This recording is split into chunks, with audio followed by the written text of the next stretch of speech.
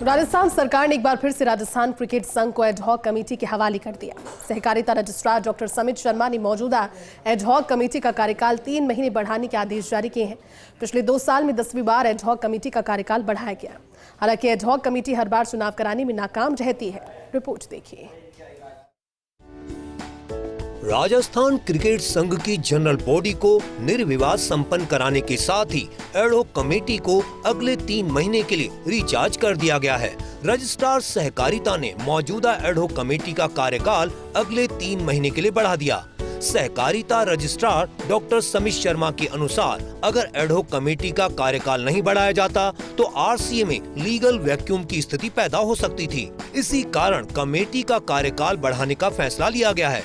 Ad hoc committee ने 24 जून को registrar को पत्र लिखकर अपना कार्यकाल बढ़ाने की मांग की थी। कमेटी को हर कार्यकाल में आरसीए के चुनाव कराने का निर्देश दिया जाता है, लेकिन कमेटी हर बार ही चुनाव कराने में नाकाम रहती है। इस बार एडहॉक कमेटी ने चुनाव नहीं कराने के 4 कारण बताए हैं। पहला कारण, पूर्ववर्ती आरसीए कार्यकारिणी के वित्तीय और प्रशासनिक मामलों की जाँच जारी है। कई जिला क्रिकेट संघों से जुड़े विवादों की भी जाँच चल रही है। जांच प्रक्रियाएं पूरी होने के बाद निष्पक्ष और नियमानुसार चुनाव कराए जाएंगे। तीसरा कारण, वर्तमान क्रिकेट संघ के दौरान खिलाड़ियों के हितों को देखते हुए लगातार विभिन्न घरेलू क्रिकेट प्रतियोगिताओं का आयोजन करवाया जा रहा है।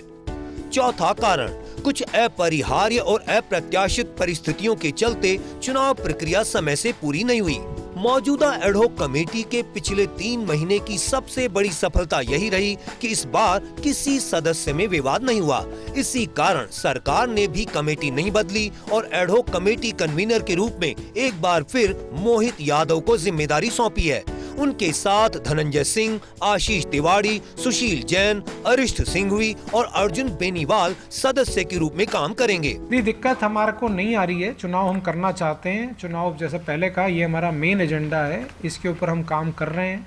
और हमने जो अभी मीटिंग में भी डिस्कशन किया, सब चाहते चुनाव हो, लेकिन हम चाहते हैं चुनाव सही तरह से हो, पारदर्शिता से हो, और वो होगा। उसके लिए कई बारी जो हमारी एक्टिविटीज़ हैं, कई बारी सारी चीज़ें हैं, जो हमारा सीज़न है, बहुत सारी चीज़ें होती है जो मूविंग पार्ट्स हैं। चुनाव के अंदर फिर हर कोई आदमी चुनाव में लग जाता है और ये सारी चीज़ें पीछे कहीं ना कहीं रह जाती है।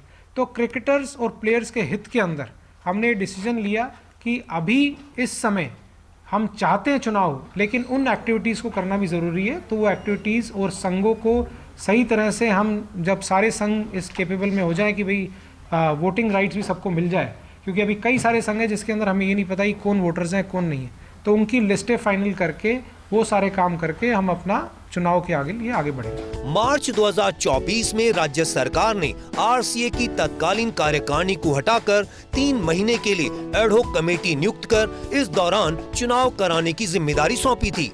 रजिस्ट्रार सहकारिता के आदेश में हर बार उल्लेख किया जाता है कि कमेटी 3 महीने में चुनाव कराए, लेकिन अब तक किसी भी एडहॉक कमेटी ने चुनाव कराने के कोई प्रयास ही नहीं किए और अब भी निकट भविष्य में आरसीए के चुनाव होते नजर नहीं आ रहे। ऐसे में अगर एडहॉक कमेटी चुनाव कराने की पहल करे तो किसी तरह का विवाद फिलहाल नज़र नहीं आता। चुनी हुई कार्यकारिणी होती है तो स्थायी रूप से काम करती है, बड़े फैसले लेती है, जबकि एडहॉक कमेटी का कार्यकाल महज 3 महीने होता है और उसे फिर अपने आप को रिचार्ज कराना पड़ता है।